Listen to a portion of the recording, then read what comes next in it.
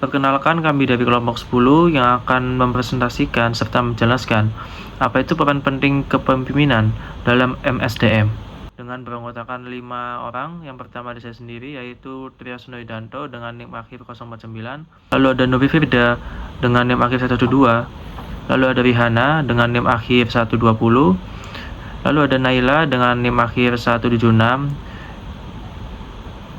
dan yang terakhir ada Kalista Jasmine dengan NIM akhir 231.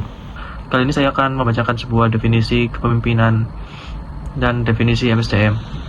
Mari kita mulai dari sebelah kiri, yaitu definisi kepemimpinan. Di sini ada 3 pandangan utama. Pertama, menurut Stephen, kepemimpinan adalah kemampuan untuk memengaruhi suatu kelompok menuju pencapaian visi atau serangkaian tujuan.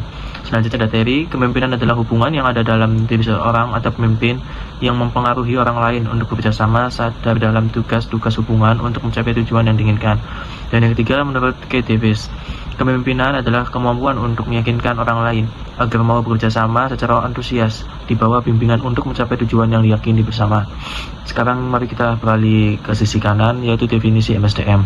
Menurut Gary Disler, MSDM adalah kebijakan dan praktik yang menentukan aspek manusia atau sumber daya manusia dalam posisi manajemen, termasuk perekrutan, penyaringan, pelatihan, pengupahan, dan penilaian. Sementara itu, menurut Malayu S. Hasibuan, MSDM adalah ilmu dan seni mengatur hubungan dan peranan tenaga kerja agar efektif dan efisien membantu terwujudnya tujuan perusahaan, karyawan, dan masyarakat. Terakhir dari Edwin, manajemen personalia MSDM adalah perencanaan, pengorganisasian, pengarahan, dan pengendalian dari pengadaan, pengembangan, kompensasi, integrasi, pemeliharaan, dan pemberhentian karyawan dengan maksud terwujudnya tujuan perusahaan, individu, dan masyarakat. Selanjutnya kita akan flashback sedikit, kita bahas tentang leadership skill. Jadi leadership skill ini memang menjadi elemen yang paling penting dalam efektivitas kepemimpinan. Mengapa? Karena pemimpin yang efektif itu harus memiliki kombinasi yang baik antara keterampilan teknis, interpersonal, dan konseptual. Nah, kita bahas menurut Goldman 98, beliau menyatakan bahwa kecerdasan emosional itu merupakan komponen utama dalam kepemimpinan yang efektif karena memungkinkan pemimpin itu memahami dan mengelola emosi dalam organisasi. Begitu juga apa yang dikatakan dengan Haytami 2023 yang menyatakan bahwa kecerdasan emosional berperan penting dalam meningkatkan efektivitas organisasi.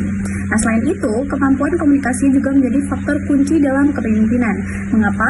Karena pemimpin yang efektif itu harus mampu menyampaikan visi, memberikan motivasi, serta membangun hubungan kerja yang harmonis seperti yang dikatakan oleh DeGill et al. 2020. Begitu juga apa yang dikatakan oleh Katzold et al. 2012. Menunjukkan bahwa kecerdasan emosional itu memiliki pengaruh signifikan terhadap efektivitas pengambilan keputusan dalam organisasi.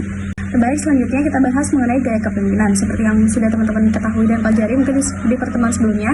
Jadi gaya kepemimpinan ini dibagi menjadi 5. Yang pertama otoriter, demokratis, laissez-faire atau delegatif, transaksional, dan transformasional. Jadi yang pertama otoriter. Jadi singkatnya, otoriter ini merupakan gaya kepemimpinan yang menempatkan pemimpin sebagai pusat kekuasaan dalam pengambilan keputusan tanpa melibatkan bawahan atau karyawan. Lalu untuk yang demokratis ini kebalikan dari otoriter tadi. Jadi pemimpin melibatkan anggota tim dalam pengambilan keputusan sehingga meningkatkan partisipasi kepuasan kerja. Lalu laissez-faire atau delegatif. Jadi pemimpin memberikan kebebasan kepada bawahan dalam menjalankan tugas dengan pengawasan yang minimal. Lalu yang transaksional ini seperti namanya transaksional, kepemimpinan ini berfokus pada sistem imbalan dan hukuman untuk mengontrol kinerja karyawan.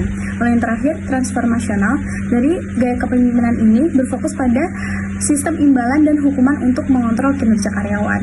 Selanjutnya, hubungan kepemimpinan dalam manajemen SDM. Yang pertama adalah hubungan sebagai penggerak SDM. Pada dasarnya, kepemimpinan berperan menyelaraskan visi dan misi organisasi dengan kinerja karyawan. Pemimpin juga menjadi pusat komando yang memberikan arahan, memastikan setiap anggota tim memahami perannya, serta membentuk budaya kerja yang mendukung produktivitas. Selanjutnya yaitu dampak yang muncul jika hubungan kepemimpinan berjalan secara positif. Dalam kondisi ini, contohnya seperti produktivitas menjadi meningkat dan karyawan cenderung lebih termotivasi. Lalu tingkat retensi yang tinggi dan setiap individu bisa mengembangkan potensinya dengan lebih optimal serta kerjasama tim yang lebih solid. Kemudian dampak buruk yang muncul jika hubungan kepemimpinan berjalan secara negatif, yaitu seperti demotivasi dan stres berkepanjangan, meningkatnya turnover karyawan, terciptanya lingkungan kerja yang toksik, atau tidak sehat, hingga terhambatnya inovasi. Jadi kualitas kepemimpinan sangat menentukan keberhasilan pengelolaan SDM dan kinerja organisasi secara keseluruhan. Oke, selanjutnya yakni fungsi kepemimpinan dalam MSDM. Jadi secara garis besar fungsi kepemimpinan dalam MSDM ini dibagi menjadi 4. Yang pertama perencanaan atau planning, yang kedua perorganisasian atau organizing, pengarahan atau directing, dan pengawasan atau controlling. Jadi yang pertama mulai dari planning, jadi pemimpin menentukan kebutuhan SDM dan merancang strategi pengelolaan tenaga kerja. Lalu yang selanjutnya pengorganisasian atau organizing, jadi pemimpin mengatur pembagian tugas sesuai dengan kompetensi karyawannya.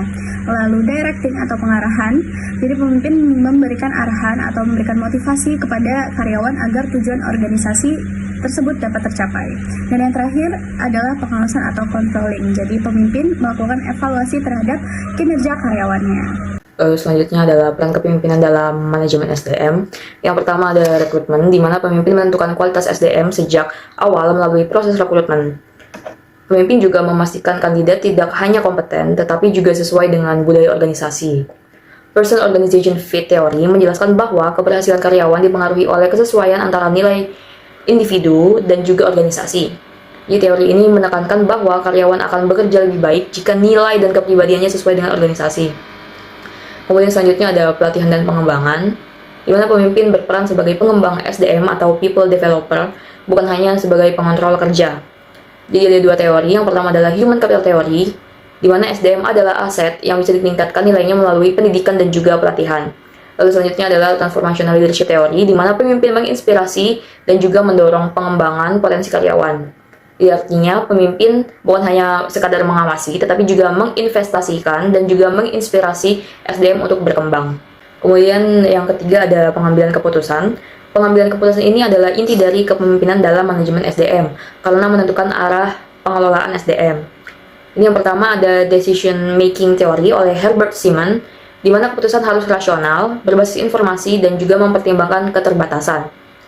Lalu yang kedua ada contingency theory of leadership, di mana keputusan pemimpin harus disesuaikan dengan situasi. Kemudian selanjutnya yang keempat adalah motivasi. Jadi pemimpin adalah sumber utama motivasi kerja dalam organisasi. Contohnya, pemimpin memotivasi dengan memenuhi kebutuhan dasar atau gaji karyawan, atau dapat juga memberikan penghargaan. Jadi semakin tinggi motivasi, maka kinerja akan semakin meningkat. Kemudian yang terakhir adalah evaluasi. Evaluasi kinerja adalah alat pemimpin untuk mengontrol dan meningkatkan kualitas SDM, karena evaluasi kinerja memberi pemimpin informasi nyata tentang kinerja karyawan, sehingga pemimpin bisa mengontrol, mengidentifikasi masalah, dan juga mengembangkan SDM. Baik, selanjutnya masuk ke studi kasus yang membahas PT Sucerin Industries Indonesia terkait krisis retensi SDM dan lemahnya pengembangan kepemimpinan. Nah, studi kasus ini membahas 3 permasalahan besar. Yang pertama, tingkat retensi karyawan yang rendah sehingga perusahaan kesulitan dalam mempertahankan SDM yang berkualitas. Yang kedua, terbatasnya pelatihan kepemimpinan dalam pengembangan kepemimpinan internal perusahaan tersebut. Dan yang ketiga, sistem evaluasi kinerja yang belum selaras dengan kebutuhan nyata perusahaan. Nah, permasalahan ini dipicu oleh proses rekrutmen yang belum terstruktur dengan sistematis, terus minimnya program pelatihan kepemimpinan bagi first line manager, terus serta penilaian kinerja yang cenderung bersifat administrasi dalam implementasi nyatanya. Nah, dampaknya ini bisa memberikan tingkat turnover meningkat, terus biaya rekrutmen terus bertambah, dan potensi SDM tidak berkembang secara optimal. Nah, pada masalah ini dibutuhkan kepemimpinan, dibutuhkan pemimpin dalam memecahkan solusi ini, yang dimana kami memberikan langkah untuk memperbaiki masalah-masalah tersebut. Yang pertama yaitu penyusunan kebijakan SDM yang lebih terarah dan berorientasi jangka panjang oleh seorang pemimpin. Yang kedua, pengembangan program kepemimpinan berjenjang bagi manajer. Yang ketiga, penerapan sistem rekrutmen berbasis kompetensi yang lebih terstruktur. Dan yang terakhir, evaluasi kinerja yang didasarkan pada data sehingga hasilnya bisa lebih realistis dengan apa yang dibutuhkan oleh perusahaan, sehingga adanya timbal balik dari karyawan di perusahaan tersebut. Baik, kesimpulan yang dapat kita dapatkan dalam pembelajaran hari ini yaitu kepemimpinan dengan manajemen SDM adalah 2 elemen yang tidak bisa kita pisahkan, 2 elemen yang selalu berhubungan dalam tercapainya suatu tujuan organisasi. Nah, efektivitas dalam pengelolaan sumber daya manusia dapat terwujud jika seorang pemimpin memiliki sikap yang dapat mengarahkan, yang dapat memotivasi, yang dapat mengelola sumber daya manusia yang ada di organisasi tersebut. Nah, gaya-gaya kepemimpinan yang telah kami jelaskan sebelumnya memiliki fungsi dan perannya masing-masing dalam implementasi manajemen sumber daya manusia yang ada. Nah, dengan demikian, kepemimpinan yang efektif adalah pondasi utama dalam pengelolaan sumber daya yang efektif dan terwujudnya tujuan organisasi yang berkelanjutan. Sekian dari kelompok kami atas presentasi hari ini. Kurang lebihnya mohon maaf. Wassalamualaikum warahmatullahi wabarakatuh.